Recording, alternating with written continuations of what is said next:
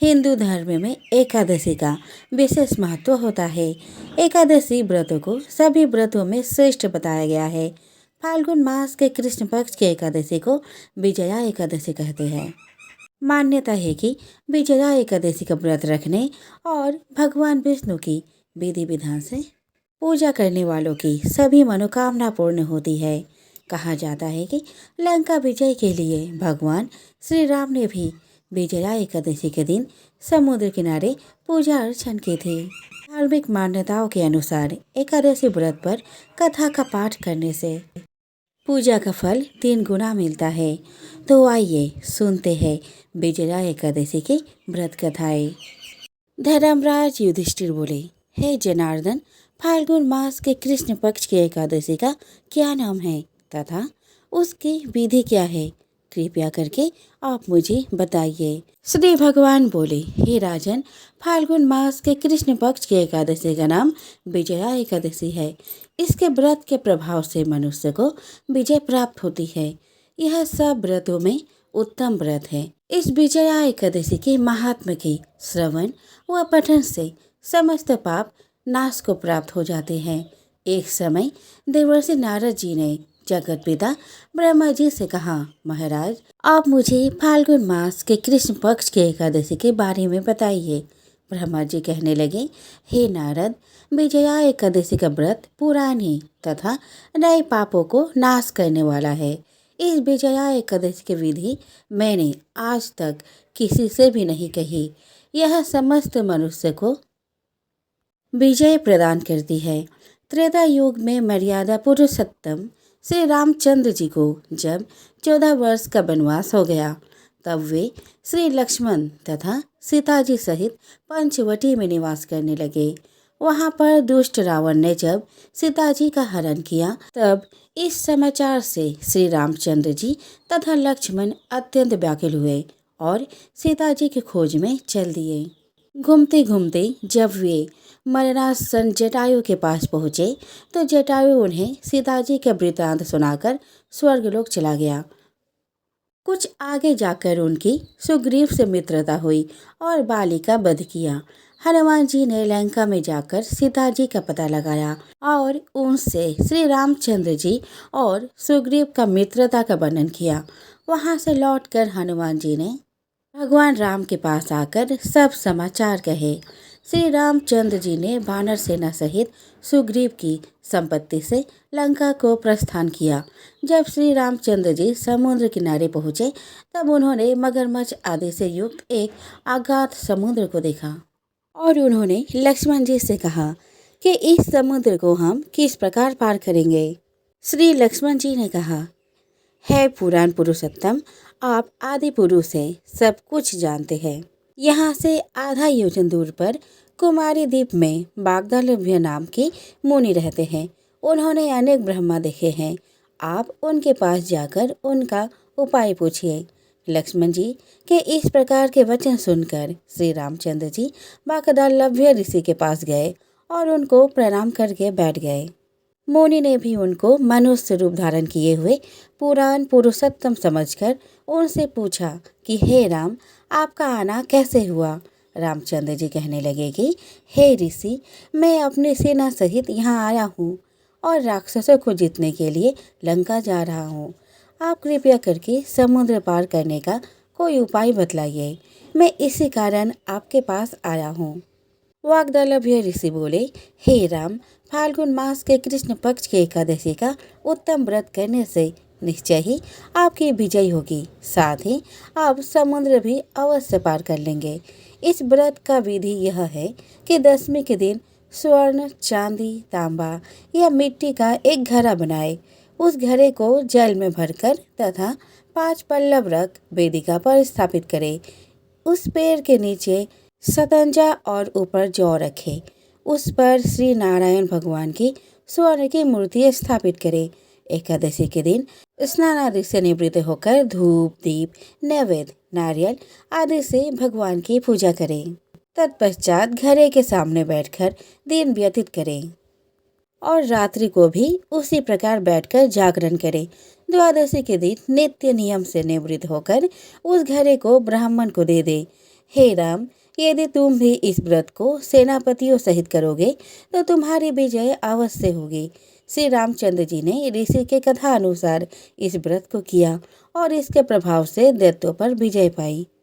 अतः हे राजन, जो कोई मनुष्य विधि पूर्वक इस व्रत को करेगा, दोनों लोकों में उसकी अवश्य विजय होगी। श्री ब्रह्मा जी ने नारद जी से कहा था कि हे पुत्र, जो कोई इस व्रत के महात्म्य को पढ़ता या सुनता है, उसको वाजपेयी यज्ञ का फल प्राप्त होता है। सतयुग में मोर नाम का दैत्य उत्पन्न हुआ।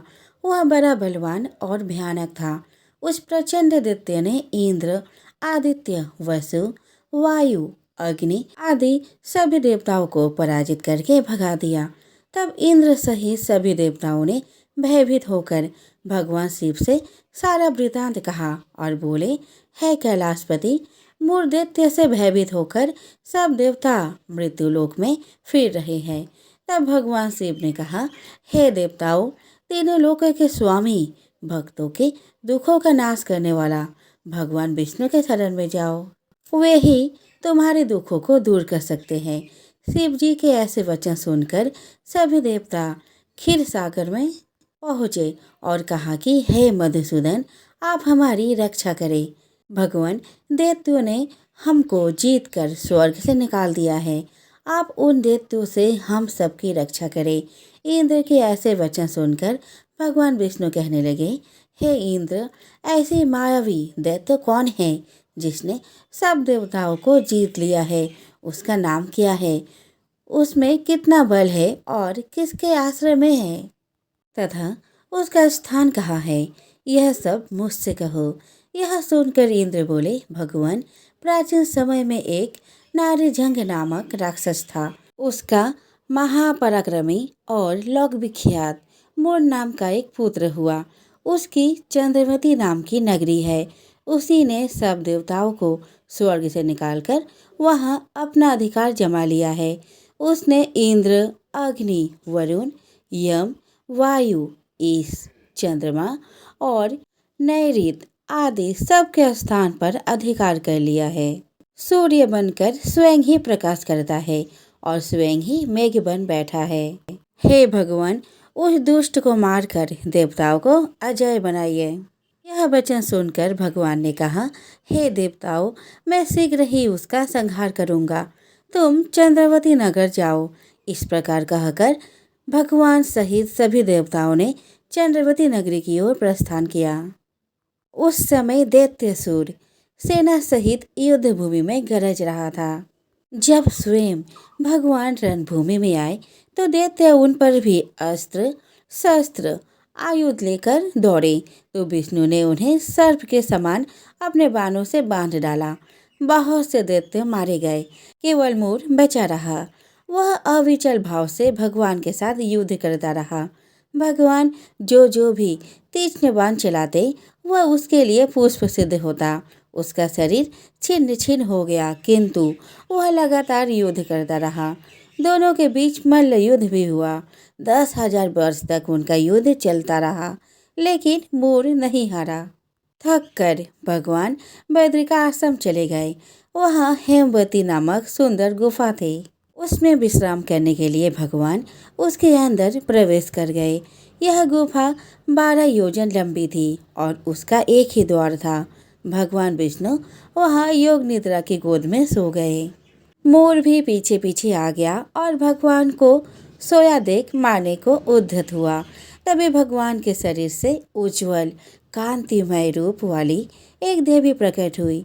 देवी ने राक्षस मोर को ललकारा, युद्ध किया और उसे तत्काल मौत के घाट उतार दिया। श्री हरि जब योग निद्रा की गोद से उठे तो सब बातों को जानकर उस देवी से कहा, आपका जन्म एकादशी के दिन हुआ है, अतः आप ग्यारस के नाम से पूजित होंगे। तो इस तरह ग्यारस माता का जन्म हुआ। एक बार भगवान शिव के नेत्रों से तेज रूपी भयानक ज्वाला निकली, जिसे सृष्टि की रक्षा के लिए शिव जी ने समुद्र में डाल दिया। भगवान शिव से निकले उस महान तेज से एक बालक का जन्म हुआ, जो बहुत ही तेजस्वी और शक्तिशाली था। जल में जन्म होने के कारण उसका नाम जलंधर पड़ा। कालांतर में जलंधर असुरों का राजा बना। जलंधर का विवाह दैत्यराज कालनेमि की पुत्री वृंदा के साथ हुआ। वृंदा परम ईश्वर भक्त और पतिव्रता स्त्री थी। जब भी जलंधर युद्ध में जाता था तब वृंदा पति के सर लिए भगवान के ध्यान में लीन हो जाती और जलंधर पतिव्रता स्त्री के तेज से युद्ध में सुरक्षित रहता था। एक बार स्वर्ग का आधिपत्य पाने के लिए जलंधर असुरों की विशाल सेना के साथ देवताओं से जा भिड़ा। जलंधर के नेतृत्व में असुरों ने देवताओं को पराजित कर दिया और स्वर्ग पर असुरों का राज हो गया। देवतागण भागे भागे देवगुरु बृहस्पति के पास पहुँचे। बृहस्पति के कहने पर ही देवतागण भगवान विष्णु के शरण में पहुँचे। देवताओं के प्रार्थना सुन भगवान विष्णु उनके सहायता के लिए जलंधर से युद्ध करने गए, पर भगवान विष्णु शिव के तेज से उत्पन्न हुए जलंधर को पराजित न कर सके और उसे वर मांगने को कहा।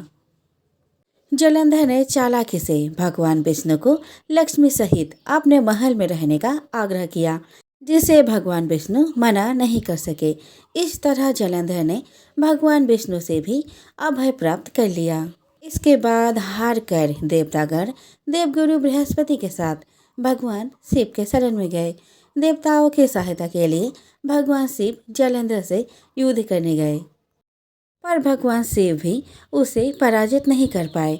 तब भगवान विष्णु शिव जी के पास पहुँचे और कहा कि हे देव, जो आप अपने ही तेज से उत्पन्न जलंधर को पराजित नहीं कर पा रहे हैं, उसका कारण जलंधर की पतिव्रता स्त्री वृंदा की सतीत्व की शक्ति है। एक बार एक शहर में एक बहुत ही गरीब और ईमानदार व्यापारी रहा करता था। उस व्यापारी की एक लड़की थी। वह लड़की रोज पीपल के पेड़ में जाकर जल चढ़ाया करती थी और उस पीपल की खास बात यह थी कि उस पीपल के पेड़ से लक्ष्मी माता प्रकट होती थी और थोड़े ही देर में वह अपने आप ही वहां से चली जाया करती थी।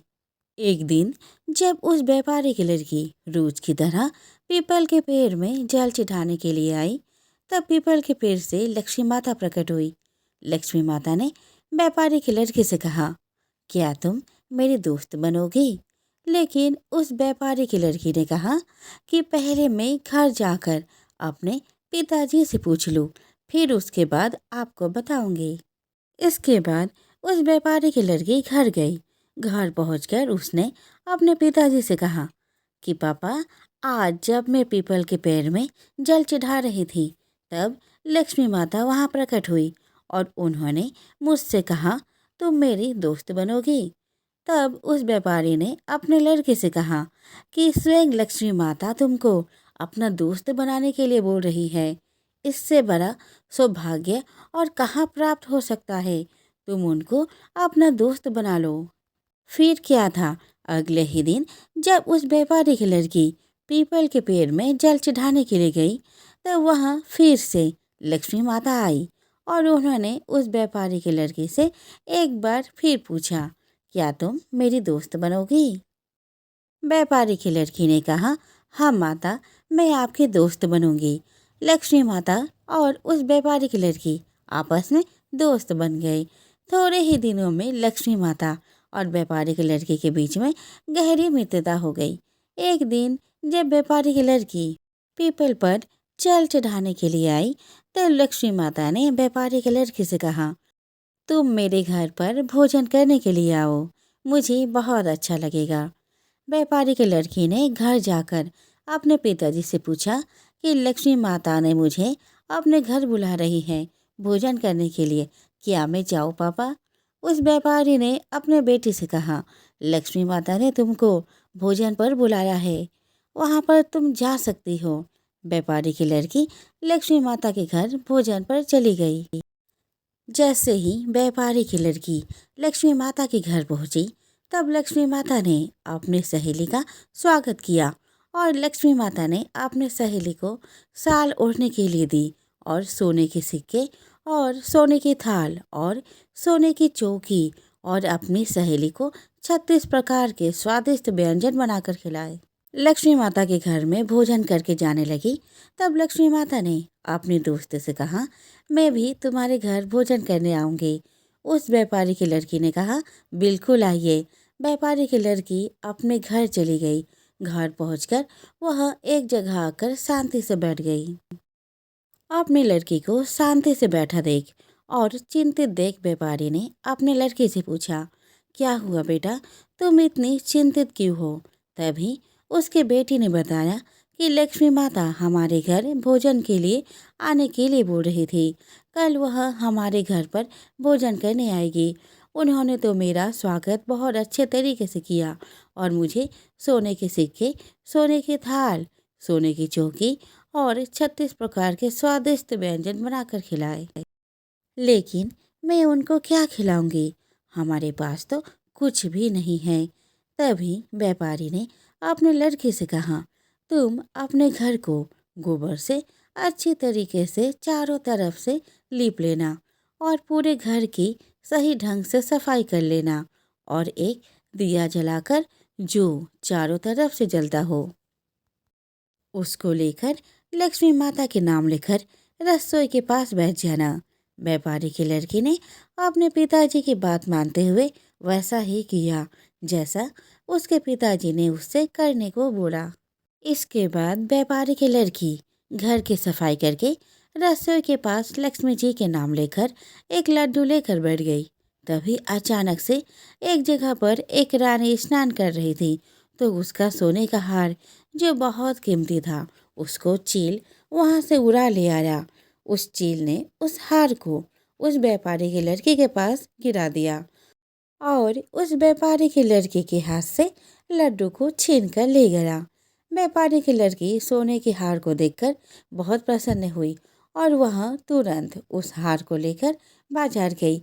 बाजार पहुंचकर उसने सोनार को वह सोने का हार दिया और उसके बदले में उस व्यापारी की लड़की ने सुनार से कुछ पैसे लिए जिससे वह 36 प्रकार के स्वादिष्ट भोजन बना सके और सोने के सिक्के, सोने की चौकी, सोने की थाली उस हार के बदले में सुनार से ले ली और यह सब लेकर वहां वापस अपने घर गई। घर पहुंचकर उसने 36 प्रकार के स्वादिष्ट व्यंजन बनाए।